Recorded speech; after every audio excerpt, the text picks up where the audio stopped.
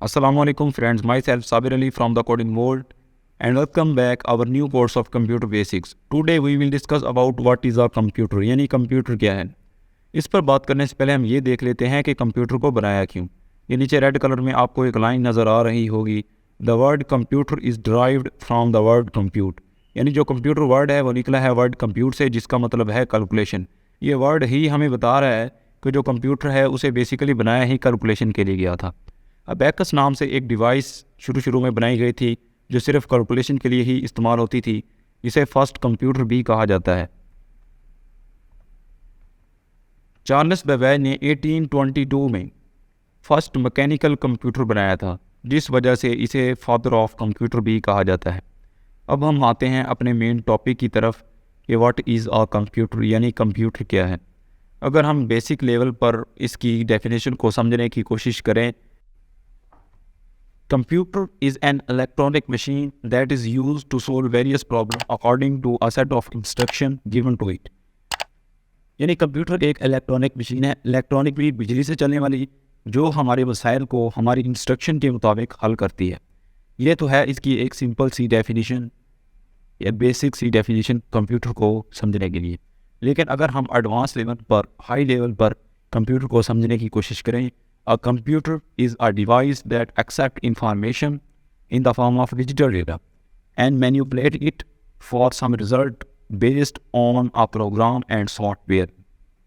Advance level पर अगर computer को देखें तो ये एक ऐसी डिवाइस है जो डिजिटल फॉर्म में हमारी इंफॉर्मेशन को एक्सेप्ट करती है, उसे मैनिपुलेट करती है और जिस मकसद के लिए कंप्यूटर को प्रोग्राम किया होता है उसके मुताबिक हमें रिजल्ट शो करवाती है। नेक्स्ट है हाउ वर्क अ कंप्यूटर, यानी कंप्यूटर किस तरह से वर्क करता है।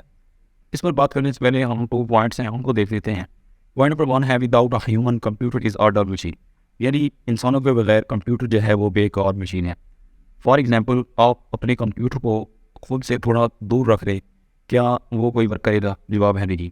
क्योंकि जब तक इंसान कंप्यूटर पर काम नहीं करेगा तो जो कंप्यूटर है वो काम नहीं करेगा।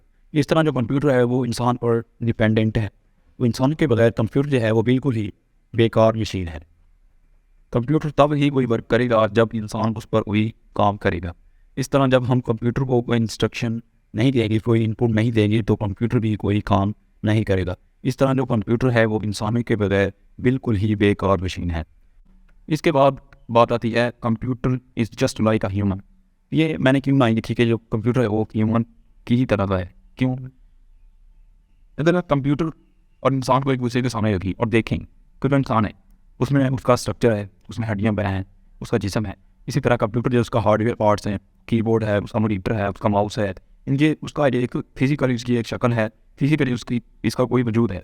इसी तरह जो कंप्यूटर जैसे कि इंसान में रूह होती है उसकी, तो तभी वो जो है वो काम करता है, जिंदा रहता है, काम कर सकता है। रूह के बगैर इंसान कुछ भी नहीं है, बोलता है। इसी तरह कंप्यूटर है, अगर कंप्यूटर में सॉफ्टवेयर ना हो तो कंप्यूटर बिल्कुल बेकार कचरे का डब्बा है। जिस तरह इंसान में रूह का होना बहुत ज़्यादा ज़रूरी है, जितनी अहमियत रूह की इंसान में है इतनी ही अहमियत कंप्यूटर में सॉफ्टवेयर की है। अगर उसमें कोई सॉफ्टवेयर इंसान नहीं होगा तो कंप्यूटर एक बेकार कचरे का डिब्बा है। सॉफ्टवेयर के बगैर कंप्यूटर वर्क नहीं कर सकता।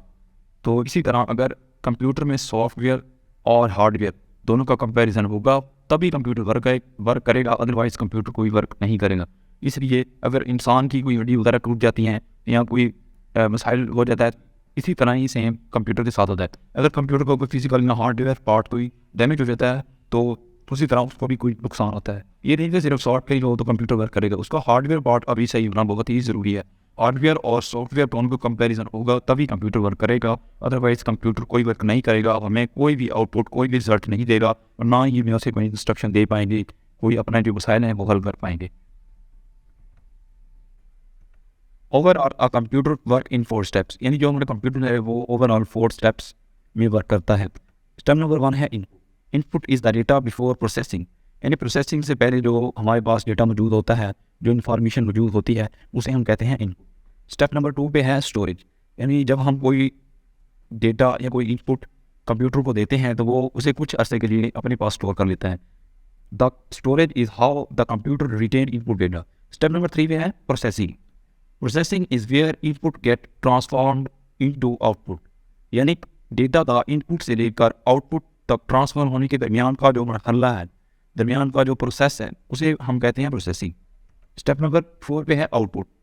Output is the final result of data processing, यानी प्रोसेसिंग के बाद जो फाइनल रिजल्ट हमें शो होता है उसे हम कहते हैं आउटपुट।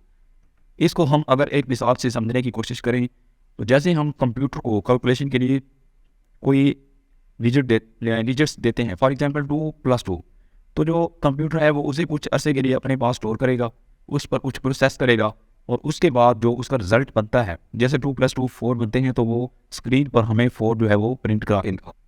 इसी तरह जो कंप्यूटर है वो बहुत बड़े बड़े जो प्रॉब्लम्स हैं उनको सॉल्व करने के लिए भी इन्हीं 4 स्टेप्स को फॉलो करता है। तो उम्मीद है आज के इस लेक्चर की आपको समझ आई होगी। अब तक के लिए इतना ही, मिलते हैं नेक्स्ट वीडियो में, तब तक के लिए अल्लाह हाफिज़।